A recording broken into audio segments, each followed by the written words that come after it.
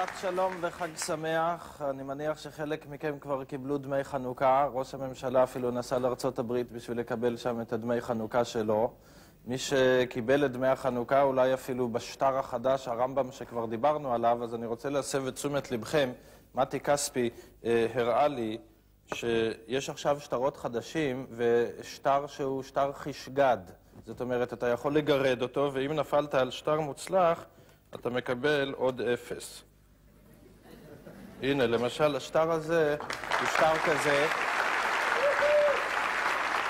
אז אני מציע לכולכם לבלות את החנוכה הזאת בגירוד שטרות. אולי תיפלו על שטר מוצלח, קוראים לשטר כזה חשבם בבנק ישראל.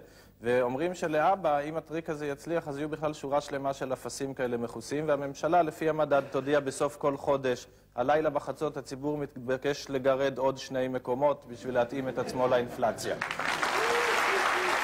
אנחנו נפתח